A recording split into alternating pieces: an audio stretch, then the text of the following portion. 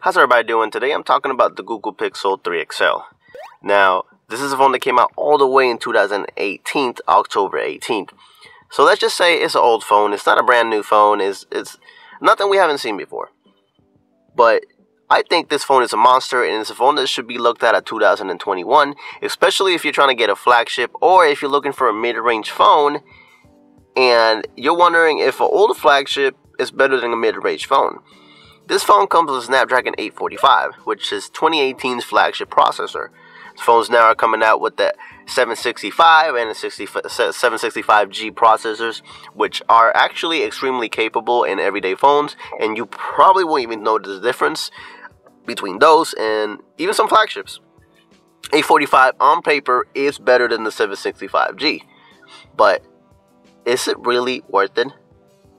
Well, I think this phone is an absolute monster, and it's a phone that even with the ugly notch in the front, it's not too bad. It's a phone that I always thought it was the Google Pixel way of competing with an iPhone. If you're looking at it, it is shaped like an iPhone. It does have a notch. It is kind of fat. It is wide. And I always thought this was the Google way of competing with an iPhone and trying to attract maybe a new market. It does have that Samsung display, which is 1440 by 2960 pixel with a 523 ppi density. It is a beautiful phone, beautiful display. It does have always on display and Gorilla Glass 5, and it's a fairly it's a little boring on the back. Let's just leave it at that. It's a little bit boring, but the white version of it is pretty nice. It does have the two-tone white, which is the glass on the top, and the rest is kind of a matte finish that it is scratch prone, but that's no big deal. You can get used to it. It's a phenomenal camera. It has dual speakers, and some of the loudest dual speakers you can possibly get. Is a 64 GB with 4 gigs of RAM version, and there's 128 gigs, 4 gigs of RAM version too. There's none with an 8 gigs of RAM option. That's no big deal. It's 2018. This is a phone that's all about software. It's snappy, it's fast, it get everything's done, and it's just perfect. So, back when the phones first came out, it was a phone that came out with Android 9. But guess what? 2018 phone is now upgradable to Android 11. Listen to that.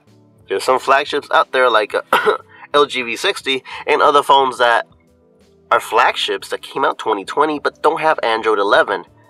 So the phone does have its awesome squeeze feature. It's fast, it's snappy, you can scroll. It does have a 60 Hz display. That's no big deal. It's outdated, but sure, it was 2018. You can look past it, okay? You can absolutely look past that, and that's nothing you should be concerned about. It does have the charger at the bottom, the SIM tray on the side, volume buttons here and there, and, it does have the power button, which is one of my favorite things about the phone, which is a different color, but that's no big deal. It has a camera. Let's talk about this camera real quick. Camera is nice and simple. It is the best 12 megapixel camera you can get. The video recording does support 4K, but only at 30 frames per second, which is very unfortunate, which you just gotta get used to it. My main reason, I just want to talk about this phone because this phone is pretty ridiculous for a 2018 phone. Constantly getting updated. It does have wireless charging. It has Bluetooth. It doesn't have a headphone jack and any of that. But it's just such a capable phone. It's ridiculous. You can view the phone from any angle. It does not have the bluer screen like the Google Pixel 2 XL had.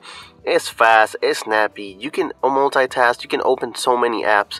They're fast. And sometimes you forget it's a 60 Hz display because it has such a good OS and it's such a snappy phone that you just completely forget sometimes that the phone, is 60 Hz. Now, I am going to quickly mention the battery. It does have a 3,430 milliamp hour battery. That's extremely unfortunate. They have updated it. It does have battery saving mode, and you can turn it on, and it can make a difference. But if you buy this phone used, which I will drop a link down below on eBay where you can get this phone, if you get it used, the battery will not last that long. As you can see over there, the battery saver is on, and it might help just a little bit just to keep your phone alive, but for a heavy user it might not be the best. Now, this phone with Android 11 offers some unique notification customization abilities. Notification bar looks completely different, and you can do simple things. You can do something like doing bubbles, which is this new feature. You can prioritize certain people, certain chats, and they'll come out as some bubble just like Facebook Messenger, and it's super cool. I was talking about earlier, the phone is a powerhouse. You can multitask. Yes, you can multitask. A45 can do it all. It's a processor that's plenty capable, and you can be on YouTube. You can be at the bottom. You can be on whatever you want. You can do whatever you want. You can be, you know, browsing the web, watching your YouTube. You can even open a game. And watch this. I'm over here trying to open this game, which is Raid Shadow Legends, which is, I love that game. It's not a sponsored video, but I love that game. And you can have YouTube on the side. Play your YouTube, and the game is playing. I mean, the game is about to be playing. A45, and look how smooth everything looks and moves. It's a 2018 phone, y'all. Well, my point is, this is a phenomenal phone, and I think you guys should get it. I will maybe making a full review pretty soon, so stay tuned for that. But just think about this phone, guys, and you should get it. If you guys will leave a like and subscribe, I'll really appreciate it. I'm trying to get this channel to grow, and thanks so much for the love. Peace out, guys. Take care.